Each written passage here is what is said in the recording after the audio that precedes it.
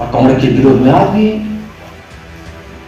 और ये लोग कांग्रेस के विरोध करते थे और जब कुर्सी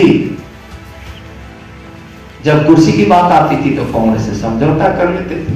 उसी तरह से आज सत्ता में बरकरार रहने के लिए तुष्टीकरण की नीति को अपनाकर बड़ा गर्व करते हैं कि मैं तुष्टीकरण कर रहा हूं।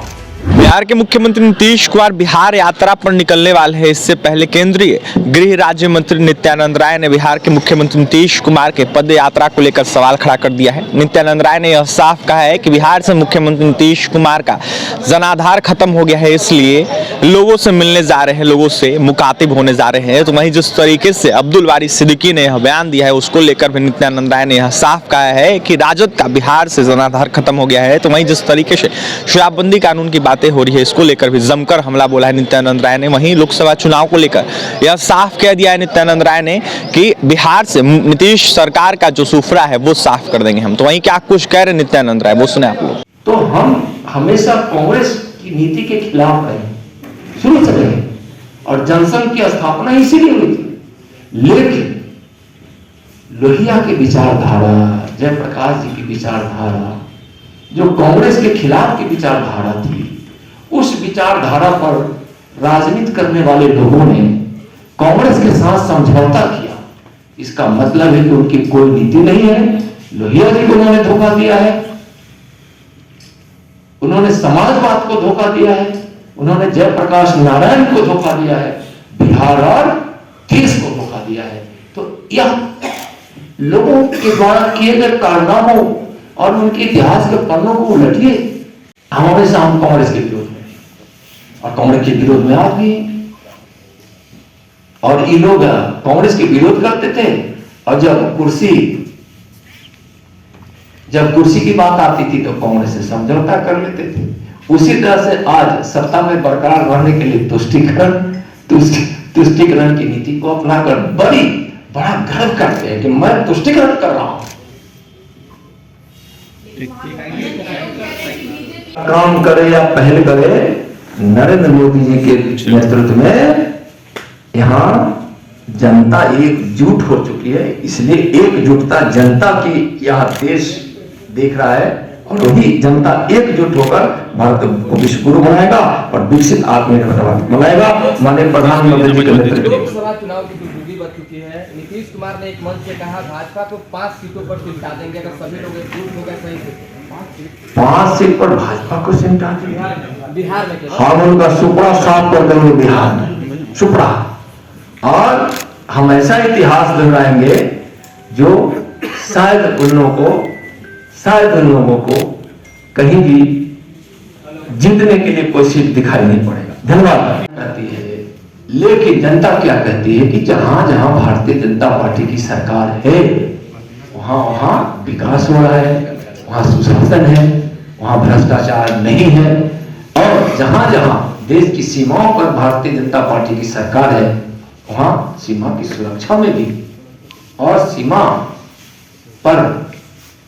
सीमा पार से होने वाले किसी भी प्रकार के तस्करी हो या किसी प्रकार की कार्रवाई हो, वहां राज्य सरकार वहां बड़ी तत्परता से देश नीति, राष्ट्र नीति के साथ राज्य सरकार भी काम करती है। लेकिन बिहार की सरकार देखिए क्या करती है तुष्टीकरण की नीति के लिए। क्या है किसान गंज, देखिए क्या है कश्मीर को एक देश नीतीश जी और तेजस्वी जी की सरकार में बता देना। क्या बिहार नहीं देख रहा है? देश नहीं देख रहा है। इसलिए भारतीय जनता पार्टी की जहां जहां सरकार है वहां विकास है, न्याय है। नीतीश जी को मुख्यमंत्री बने हुए कितने साल हो गए? 17 साल हो गए ना। 17 साल बाद सुधार यात्रा पर निकले। इसका यही मतलब है कि अभी तक उन्होंने कोई सुधार नहीं किया है, कोई सुधार नहीं किया और हताशा की यह यात्रा है। जब जनाधार खो बैठे उनको लग रहा है कुरहनी हार और गोपालगंज की हार और मोकामा में बड़े मत को प्राप्त जब भारतीय जनता पार्टी की है तो उनको लगता है कि उनका जनाधार खिसक चुका है। जो भी यात्रा कर ले ना, जनता को विकास यात्रा में विश्वास है और विकास की गंगा नरेंद्र मोदी जी के नेतृत्व में बह रही है। लोकतंत्र है, किसी को यात्रा करने का अधिकार है। राहुल गांधी नीतीश कुमार के विकास यात्रा के बारे में आप कह रहे हैं, पिछले जितने साल वो सत्ता में रहे सबसे ज्यादा आप ही उनके साथ रहे और उनके विकास यात्रा का सबसे ज्यादा प्रचार किसी ने किया तो वो बीजेपी ने किया। क्या आप लगता नहीं है कि आप अपने आप को ही कॉन्ट्रडिक्ट कर रहे हैं ये कह के कि नीतीश जी को विकास यात्रा पे निकलना चाहिए? देखिए, जो भी विकास हुआ है ना, भले मुख्यमंत्री हो रहे हों, लेकिन बीजेपी के हमारे नेताओं और मंत्रियों के अथक प्रयास से हुआ है। आप उठाकर देखिए, सड़क में विकास हुआ है तो सड़क का पैसा कहां से आया है? प्रधानमंत्री सड़क योजना से जब सड़कें बनी है तो अटल जी की दी हुई योजना को बड़ी मजबूती से माननीय नरेंद्र मोदी जी ने उसमें बड़ा फंडिंग करके देश के साथ साथ बिहार के ही सड़कों का उन्होंने ध्यान दिया है। रेलवे लाइन कितनी बनी है, बिजली कितना बना है, पंडित दीनदयाल उपाध्याय बिजली आपूर्ति योजना से कितना बिजली आपूर्ति के स्टेशन सब स्टेशन बने हैं, कितने तार बदले गए हैं, सिंचाई, किसानों को सिंचाई बिजली से मिले, बिजली से सुविधा उसकी उपलब्ध हो, इसके लिए गांव-गांव किसान के खेत खेत तक पहुंचाने का प्रयास नरेंद्र मोदी जी ने किया है। आज बिहार सरकार का बजट देखिए, उसमें भारत सरकार का योगदान देखिए। तो यह जरूर आप कह रहे हैं कि हम ज्यादा दिन तक उनके साथ रहे हैं, लेकिन भारतीय जनता पार्टी राज्य, देश, विकास, जनहित, गरीब कल्याण के कामों में विश्वास करती है, वह उसकी नीति है। तो बिहार में आरजेडी के शासनकाल में जो तांडव हुआ, उस तांडव से बिहार जो बदनाम हो रहा था, बिहार बीमार पड़ रहा था, बिहार से पलायन हो रहा था, तो भारतीय जनता पार्टी को लगा कि परिवर्तन होना चाहिए। और उस परिवर्तन के दौर में भारतीय जनता पार्टी का हक था कि जिस प्रकार से हम आरजेडी के शासनकाल के उस तांडव के खिलाफ जितना भारतीय जनता पार्टी के कार्यकर्ताओं ने अपना योगदान दिया है, परिश्रम किया है, बलिदान दिया है, जेल की यात्राएं सही है, केस मुकदमे उन पे हुए हैं, तो भारतीय जनता पार्टी भी दावा कर सकती थी। और उस समय नीतीश कुमार जी कहां थे? कांग्रेस के तानाशाह के खिलाफ बिहार में भी जब 1990 में जब सत्ता परिवर्तन की बात आई, तो सत्ता परिवर्तन में भारतीय जनता पार्टी की बड़ी भूमिका थी। और उस समय श्रीमान लालू जी को मुख्यमंत्री बनाने में कैलाशपति मिश्रा जी के योगदान को, भारतीय जनता पार्टी को योगदान को कौन नहीं जानता है? तो उस समय कांग्रेस के तानाशाह के खिलाफ में जो परिवर्तन भारतीय जनता पार्टी बिहार की चाहती थी, उस समय लालू जी को नेता भारतीय जनता पार्टी मानकर बनाई। और जब लालू जी के तांडव, अराजक राज, भ्रष्टाचार से भरी इस आरजेडी की सरकार के सारे कारनामों के खिलाफ जब परिवर्तन की बात आई, तो भारतीय जनता पार्टी अपने सत्ता की मोह नहीं की, सत्ता का लोभ नहीं की, और नीतीश जी को सत्ता सौंपी। आप उठाकर देखिए ना, कितने विधायक उसके थे, भारतीय जनता पार्टी के कितने विधायक थे। यह बिल्कुल यह संदेश है और यह बताता है कि भारतीय जनता पार्टी हमेशा जनहित के लिए, राज्य हित के लिए, देश हित के लिए काम करती है। और उदाहरण है, मायावती की सरकार उत्तर प्रदेश में भारतीय जनता पार्टी के सहयोग से पहली बार बनी। कांग्रेस के खिलाफ जब यहां कर्पूरी ठाकुर जी जब मुख्यमंत्री बने, तो उसमें जनसंघ का सहयोग था। तो हम हमेशा कांग्रेस की नीति के खिलाफ रहे, शुरू से रहे, और जनसंघ की स्थापना इसीलिए हुई थी। लेकिन लोहिया के विचारधारा, जयप्रकाश जी की विचारधारा, जो कांग्रेस के खिलाफ की विचारधारा थी, उस विचारधारा पर राजनीति करने वाले लोगों ने कांग्रेस के साथ समझौता किया। इसका मतलब है कि उनकी कोई नीति नहीं है। लोहिया जी को उन्होंने धोखा दिया है, उन्होंने समाजवाद को धोखा दिया है, उन्होंने जयप्रकाश नारायण को धोखा दिया है, बिहार और देश को धोखा दिया है। तो यह लोगों के द्वारा किए गए कारनामों और उनके इतिहास के पन्नों को उलटिए तो पता चलेगा कि कौन क्या चाहता है। हम हमेशा कांग्रेस के विरोध में रहे, और कांग्रेस के विरोध में आज भी हैं। और ये लोग कांग्रेस के विरोध करते थे, और जब कुर्सी की बात आती थी तो कांग्रेस से समझौता कर लेते थे। उसी तरह से आज सत्ता में बरकरार रहने के लिए तुष्टिकरण की नीति को अपनाकर बड़ा गर्व करते हैं कि मैं तुष्टिकरण कर रहा हूं। लेकिन महागठबंधन के लोग कह रहे हैं कि बीजेपी विपक्ष में ही रहकर अच्छा काम। टिप्पणियां उन्होंने की है कांग्रेस के लोगों ने, और जो टिप्पणी है उसका कई टिप्पणियां हैं। अगर आपके ध्यान में जिस टिप्पणी को आप चिन्हित करके हमसे प्रश्न किया, जरा उसको कहें तो ज्यादा बढ़िया होगा। हाँ बिल्कुल, गौरव पाणी ने कहा था कि ये वही अटल जी हैं जिनके ऊपर तरह तरह के आरोप हैं, इंक्लूडिंग बाबरी मस्जिद के लिए मोबिलाइजेशन करने का काम। अरे भाई, भारत की विरासत में बाबरी मस्जिद नहीं है, भारत की विरासत में राम जन्मभूमि है। और बाबरी मस्जिद राम जन्मभूमि पर मंदिर को तोड़कर, हम लोग बिहार के लोग रहने वाले हैं, बिहार के रहने वाले लोग हैं, हम भारत के रहने वाले लोग हैं हम लोग। सीता मैया के रसोईया को भी तोड़ा गया था, भगवान श्री राम के जन्मभूमि पर बने गर्भगृह से लेकर मंदिर तक के भी तोड़ा गया था। और बाबर ने जो वहां ढांचा खड़ा किया था, वह क्या न्यायपूर्ण था? अन्याय किया था, अतिक्रमण किया था, पाप किया था बाबर ने।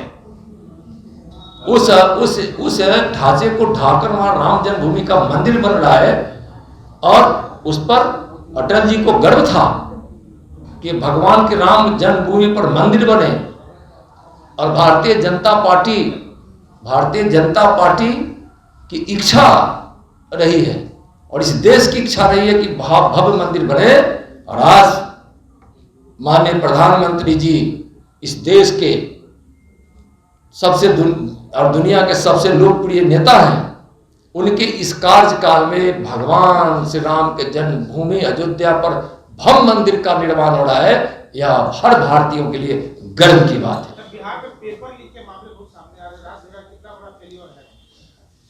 पूरी तरह से फेली हो रहे हैं, पेपर लीक हो रहे हैं, शराब का नकली धंधा हो रहा है, जहरीली शराब बन रही है। जहरीली शराब बनाने में यहाँ के सरकार के,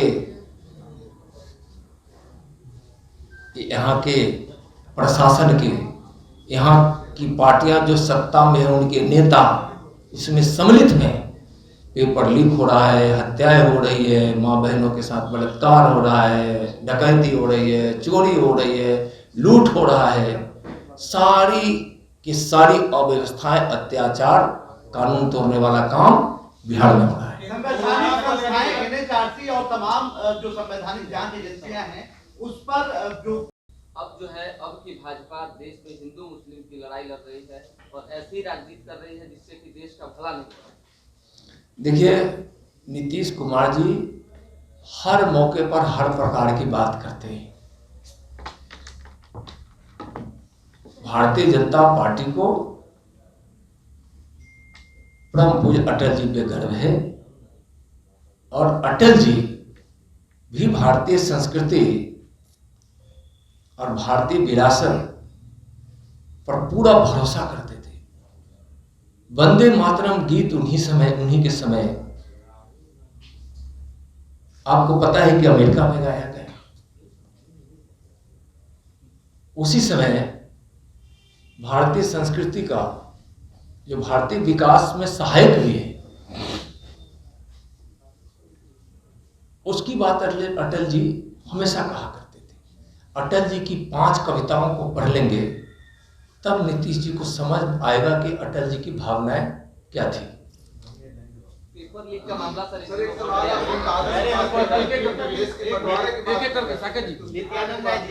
सर, गांधी जी ने तुष्टिकरण का अपनाया, कांग्रेस से जुड़ते हुए? नहीं, देखिए, गांधी जी नहीं, उस समय के कुछ नेताओं की यह भूल थी, और शायद तत्काल पद पा लेने की जो इच्छा थी, जो नेता एक हिंदुस्तान में स्थापित हुए, एक नेता पाकिस्तान में स्थापित हुए, और उन दोनों की तुष्टीकरण के कारण एक वातावरण बना और बंगाल में जो उपद्रव हुआ था उसको ओझल करते हुए देश की मन स्थिति को लोग समझा नहीं। कुछ लोगों ने पद की लोलुपता और अति शीघ्रता के लिए देश के बंटवारा की नींव डालती। राहुल गांधी ने ये कहा है, राहुल गांधी ने ये कहा है कि अब्दुल बारी सिद्दीकी का आरोप है कि भारत में और खास करके बिहार में अब अल्पसंख्यकों का रहना मुश्किल है। केंद्रीय गृह राज्य मंत्री हैं आप, समूचे देश के लॉ एंड ऑर्डर और आदमी के नागरिक की सुरक्षा की जिम्मेदारी आप पर भी है। अब्दुल बारी सिद्दीकी जैसे नेता का यह बयान किस रूप में आप देखिए, बिल्कुल उनका बयान गलत था, और आप कह रहे हैं कि आप भारत के गृह राज्य मंत्री भी हैं। मैं भारत के गृह राज्य मंत्री होने के नाते कह रहा हूं और बहुत जोर देकर कह रहा हूं कि हिंदुस्तान ही एक ऐसा देश है जहां सब सुरक्षित है और अल्पसंख्यक भी सुरक्षित है, और जिसकी बात वो कर रहे हैं जिस अल्पसंख्यक की, वह दुनिया के किसी देश से सबसे ज्यादा भारत में सुरक्षित है, और उनकी सुरक्षा केंद्र की सरकार की नीति भी है। इसलिए वह जो कह रहे हैं वह आरजेडी के खोते हुए जनाधार से अलबलाकर वह ऐसी भाषा बोल रहे हैं। आज बताइए ना, विकास की गंगा जो माननीय प्रधानमंत्री जी के भगीरथ प्रयास से बह रही है, क्या चिन्हित करके होता है? जो क्राइटेरिया उसके आधार पर सबका साथ सबका विकास हो रहा है, और सबसे ज्यादा सुरक्षित जिस अल्पसंख्यक की बात कर रहे हैं वह भारत में है, और भारत का एक एक नागरिक यह भी महसूस करता है कि दुनिया का सबसे सुरक्षित देश अभी भारत है। भारत की इतनी प्रतिष्ठा है आदरणीय नरेंद्र मोदी जी के नेतृत्व में कि दुनिया ने देखा है यूक्रेन और रूस के बीच उस युद्ध को, युद्ध विराम करके भारत के 35,000 से ज्यादा छात्रों को, भाइयों को, बहनों को अपने देश आने का एक प्रकार से मौका दिया युद्ध विराम करके। जो भारत का तिरंगा थाम लिया वह सुरक्षित हुआ यूक्रेन और रूस के युद्ध में। पाकिस्तान के लोगों को भी वहां से निकलना पड़ा, या किसी भी वैसे लोग को, तो वह भारत का नाम लेकर ही वहां से बाहर निकला, और वह 2 दिन का माननीय प्रधानमंत्री जी के आग्रह पर जो यूक्रेन और रूस ने जो इस युद्ध को विराम दिया था, यह बताता है कि आज माननीय नरेंद्र मोदी जी के नेतृत्व में भारतीय दुनिया में भी सुरक्षित है, और भारत में रहने वाला भारत का हर नागरिक सुरक्षित है। क्या कुछ तैयारी है केंद्र सरकार की? पूरी तैयारी है, और वह तैयारी सिर्फ कोरोना के अंदेशे को देखकर नहीं है। जिस समय कोरोना दुनिया में फैल रही थी, भारत में जब उसका आगमन भी नहीं हुआ था, उस समय से माननीय नरेंद्र मोदी जी के नेतृत्व में भारत कई महत्वपूर्ण कदम उठाए, और यही कारण है कि कोविड जैसे महामारी को हम बहुत हद तक पराजित किए और सफलता प्राप्त किए। उसमें नरेंद्र मोदी जी के नीति कामयाब हुई। भारत ने वैक्सीन बनाया, दुनिया का सबसे बड़ा वैक्सीनेशन अभियान सफलतापूर्वक भारत में चला और चल भी रहा है। दुनिया मानती है कि भारत ने जो कोविड का वैक्सीन बनाया वो बहुत प्रभावी है, और उस समय से लेकर अभी तक, यानी कि जब से कोविड महामारी प्रारंभ हुआ उस समय से लेकर अभी तक भारत सरकार माननीय नरेंद्र मोदी जी के नेतृत्व में सजग रही है, और हर प्रकार से अपनी तैयारी कर रखी है कि अगर ऐसी स्थिति भारत में आती है तो हम उसका मुकाबला कर सके, हम उस पर विजय हासिल कर सके, कोविड को पराजित कर सके। और उस पर जितनी जितनी संभावनाएं, जितनी चीजों की जरूरत पड़ सकती है, भारत आज उस चीज को प्राप्त कर रखा है। भारत सक्षम है कोविड की लड़ाई लड़कर उसको पराजित करने। सर 7 जनवरी से कास्ट सेंसस जो जातीय जनगणना की बात हो रही है वो 7 जनवरी से शुरू हो रही है, क्या रिएक्शन? देखिए, भारत के संविधान ने अभी तक जातीय जनगणना नहीं कराया है, और जो राज्य जातीय जनगणना कराने की बात करता है उसको केंद्र सरकार रोक भी नहीं रही। केंद्र सरकार रोक नहीं रही, लेकिन भारत के संविधान ने जो शुरू से प्रारंभ से ही जो व्यवस्था की है उसके आधार पर जातीय जनगणना उस संविधान के रूल्स के मुताबिक अभी तक स्थापित नहीं हुआ है। एक बार जरूर भारत सरकार के ग्रामीण विकास मंत्रालय ने 2011 में कुछ गणनाएं कराई थी इस प्रकार की, और उस गणना के आधार पर केंद्र सरकार भी और विभिन्न प्रकार के विभिन्न राज्य सरकारों ने उस गणना के आधार पर अगर जो योजनाएं बनती है तो उसका सहारा लेकर उसका क्रियान्वयन करती है। एक सर नीतीश जी बिहार यात्रा पर निकल रहे हैं, कर रहे हैं कि आप लोग जबरदस्ती जांच करा रहे हैं, को लेकर ज्यादा गुस्सा है।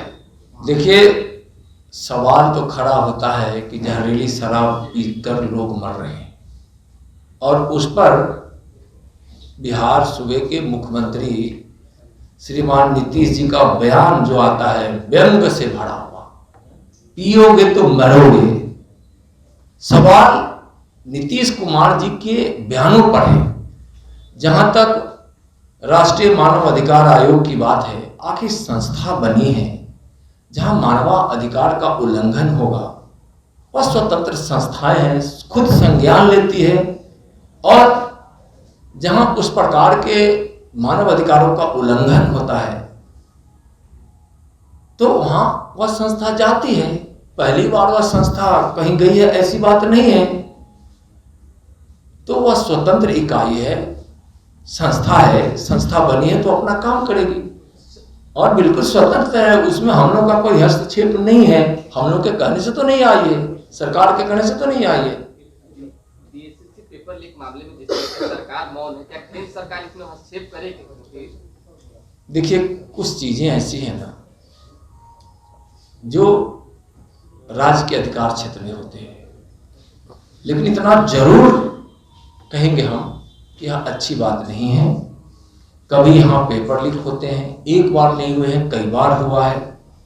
यहाँ वैसे प्रश्न परीक्षाओं में आ जाता है जिसको अगर देशद्रोह कहेंगे तो भी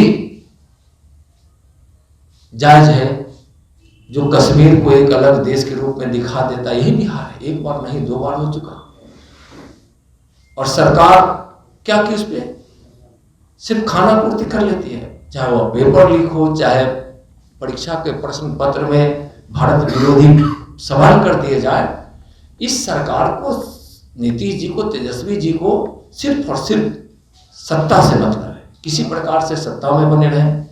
और इसी कारण यह जानते हुए भी कि यह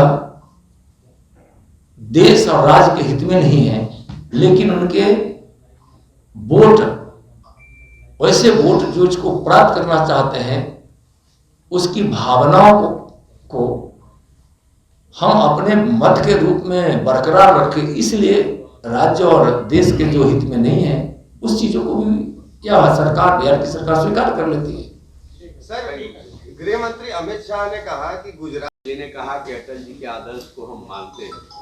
आप कहां तक मानते हैं कि नीतीश जी उनके आदर्श को मान के चल रहे हैं? अच्छी बात है, शब्दों से अटल जी के आदर्श को जो मानने वाले लोग हैं, वैसे लोगों से मैं आग्रह करता हूं कि शब्दों के साथ साथ अपने व्यवहार में, आचरण में और दायित्व में अटल जी के आदर्श को स्थापित करें। अटल जी की नीतियों को, उनके बताए हुए मार्ग पर चलें और तभी अटल जी की नीति के प्रति सही भावना होगी। अभी जो बैठक हुई और तैयारियां हुई है लोकसभा चुनाव को लेके, उस पर रिएक्शन था और प्रदेश अध्यक्ष आरजेडी कह रहे हैं कि दंगाई पार्टी है और ये कुछ भी कर ले इनका चेहरा उजागर होगा। देखिए, आरजेडी परिवार की पार्टी है और 15 वर्षों तक आरजेडी के नेतृत्व में आरजेडी गठबंधन की सरकार रही है। बीच बीच में जदयू से भी उनका गठबंधन होता रहा है और आज नीतीश जी के नेतृत्व में उस गठबंधन की महागठबंधन की सरकार है। उनका आरोप कि दंगाई की पार्टी है, तो भाई वह तुष्टीकरण की भाषा है। वोट के लिए दंगाई कहते हैं और उनको विश्वास है कि हम बीजेपी को दंगाई कहेंगे तो वह तुष्टीकरण के भाव के आधार पर जिस वोट को हम खुश करना चाहते हैं वह खुश होगा और वह वोट हमको मिलता रहेगा। लेकिन उस प्रकार के तुष्टीकरण से इस देश को बड़ा नुकसान हुआ है। हमारे आजादी के अमर शहीद दीवानों ने, स्वतंत्रता सेनानियों ने जब इस देश की आजादी की लड़ाई लड़ रहे थे तो किसी ने नहीं सोचा था कि देश का बंटवारा हो जाएगा। बंटवारा का आधार क्या बना? तुष्टीकरण। पाकिस्तान किस आधार पर बना, हिंदुस्तान किस आधार पर बना, यह पूरा देश और पूरी दुनिया जानती है। अब इस देश के लोग समझ रहे हैं दंगाई है, सांप्रदायिक है। लेकिन क्या हिंदू को गाली देना धर्मनिरपेक्षता है?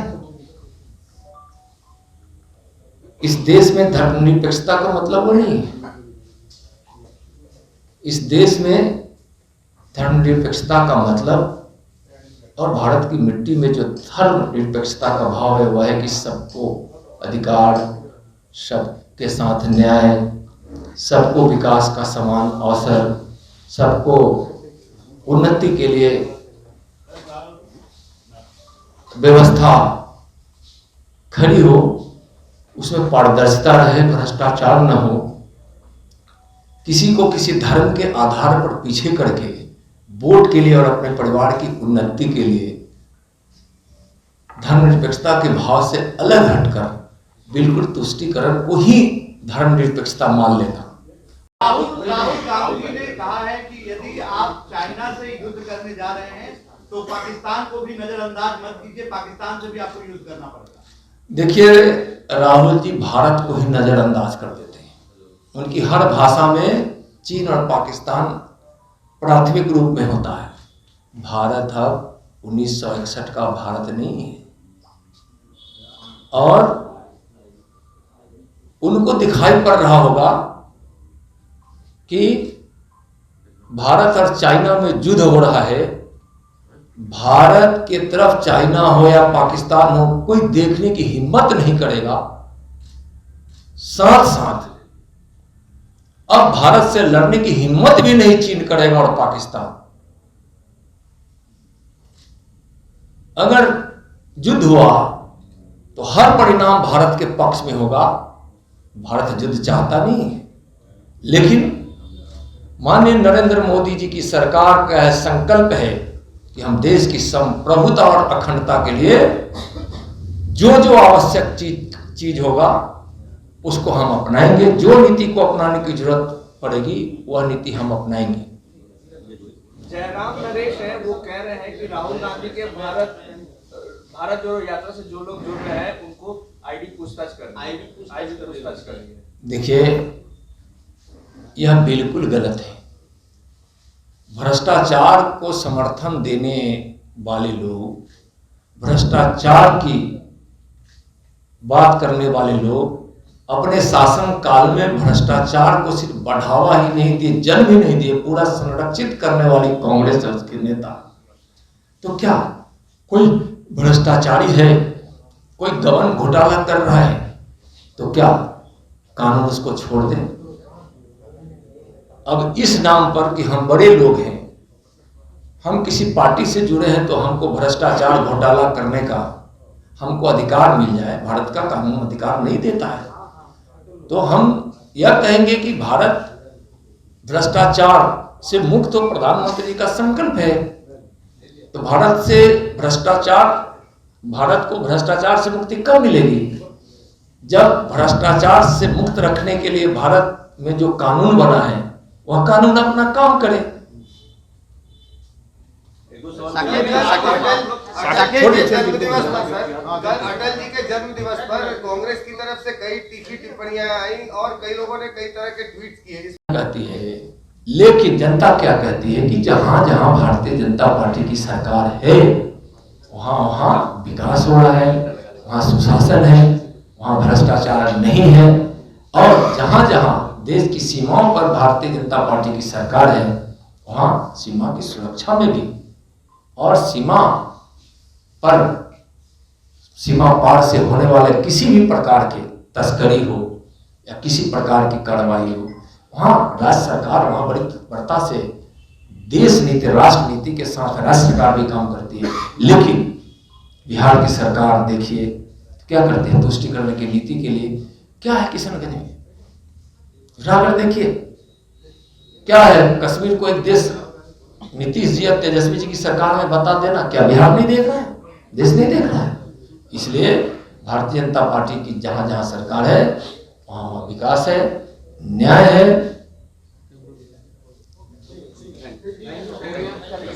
पार्टी को फिर से एकजुट कर रहे हैं, बड़े भाई की भूमिका में कांग्रेस। भैया जो एकजुट होने का काम करे या पहल करे, नरेंद्र मोदी जी के नेतृत्व में यहाँ जनता एकजुट हो चुकी है। इसलिए एकजुटता जनता की यह देश देख रहा है और वही जनता एकजुट होकर भारत को विश्व गुरु बनाएगा और विकसित आत्मनिर्भर भारत बनाएगा। माननीय प्रधानमंत्री जी के नेतृत्व। लोकसभा चुनाव की टुकटुकी बज चुकी है। नीतीश कुमार ने एक मंच से कहा भाजपा को 5 सीटों पर सिमटा देंगे अगर सभी लोग एकजुट हो गए सही से। 5 सीट पर भाजपा को सिमटा देंगे बिहार में हाँ, उनका सुपड़ा साफ कर देंगे बिहार में, सुपड़ा।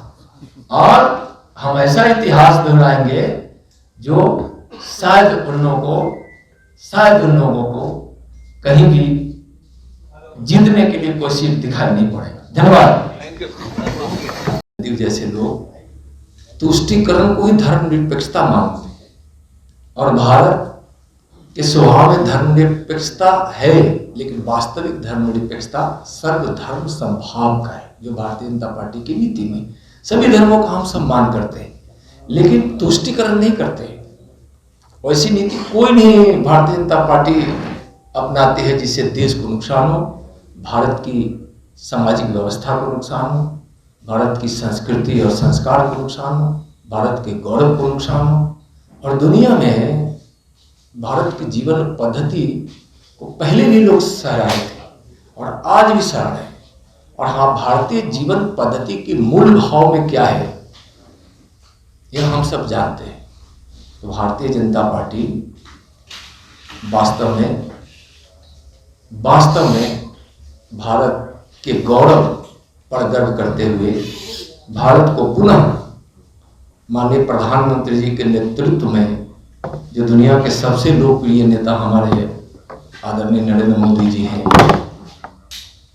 विश्व गुरु भारत बने, इस तरह काम चल रहा है। और जब विश्व गुरु बनने का मतलब यह है कि हमारे जो पुरातन विचारों में बंधुत्व का, भाईचारा का, शांति का संदेश, और अभी आप प्रधानमंत्री जी के कई उद्बोधन में सुने होंगे, 1 वर्ल्ड 1 फैमिली। और जब हम वन वर्ल्ड और 1 फैमिली की बात करते हैं तो हम सबका विचार करते हैं, सबका सम्मान करते हैं, चाहे किसी भी धर्म के लोग हों, चाहे जिस भी देश के रहने वाले हों तो भारतीय जनता पार्टी के मूल विचार में यह है। और यह बहुत इस देश का सौभाग्य है कि माननीय प्रधानमंत्री आदरणीय नरेंद्र मोदी जी भारत के उस खोए हुए या गौरव पर धूल जो पड़ा था उसको बिल्कुल साफ सुथरा कर उस गौरव पर गर्व करते हुए भारत को आत्मनिर्भर बनाने के संकल्प के साथ कर रहे हैं। और उस आत्मनिर्भरता का लक्ष्य है कि 2047 में जब भारत इस अमृत काल के अंतिम पैदान पर होगा, यानी कि स्वतंत्रता का 100वां वर्ष होगा, उस समय दुनिया में प्रति व्यक्ति आय सबसे ज्यादा भारतीयों का इस लक्ष्य से काम कर रहे हैं। कल मुख्यमंत्री नीतीश कुमार अटल बिहारी वाजपेयी किस तरह की पॉजिटिव जीत की तरफ देख रही है? जब पूरा देश कह रहा है कि गुजरात में रिकॉर्ड टूटा है और विकास गुजरात का मॉडल है, तो उस विकास मॉडल का वहाँ बड़ी जीत हुई है। और इतनी बड़ी जीत पर स्वाभाविक है कि यह उसका जो भी संदेश जाएगा सकारात्मक जाएगा। गुजरात की जीत का बहुत बड़ा सकारात्मक संदेश क्या है। और नरेंद्र मोदी जी के विकास का मॉडल खड़ा किया हुआ उस राह पर गुजरात सरकार लगातार चलकर गुजरात का विकास कर रही है और पूरा देश उसको देखा है। बिहार यात्रा पर निकल रहे हैं, कोरोना को लेकर अलर्ट पे है देश। हाँ, तो आपने सुन लिया, केंद्रीय गृह राज्य मंत्री नित्यानंद राय थे। जिस तरीके से नीतीश सरकार बिहार के पद यात्रा पर निकलने वाले हैं, इसको लेकर नित्यानंद राय ने यह साफ कहा है कि जनता के बीच से उनका जो माहौल है वो खत्म हो गया है। नीतीश कुमार का कोई वैल्यू नहीं है बिहार में, तो वहीं देखा जाए तो इसलिए नीतीश कुमार लोगों से मुखातिब होने जा रहे हैं, मिलने जा रहे हैं। तो वहीं अब्दुल बारी सिद्दीकी जिस तरीके से बयान दे रहे, इसको लेकर नित्यानंद राय ने यह साफ कह दिया है कि राजद का बिहार से जनाधार खत्म हो गया है। तो वहीं जिस तरीके से लोकसभा चुनाव होने वाला है, इसको लेकर नित्यानंद राय ने यह साफ कहा है कि नीतीश सरकार का बिहार से सुफड़ा साफ कर देंगे। देखने वाली बात होगी क्या कुछ होता है लोकसभा चुनाव के दौरान। तो और भी तमाम खबरों के लिए बने रहें NBC 24 के साथ। पटना से सहयोगी अजय के साथ अभिषेक की रिपोर्ट।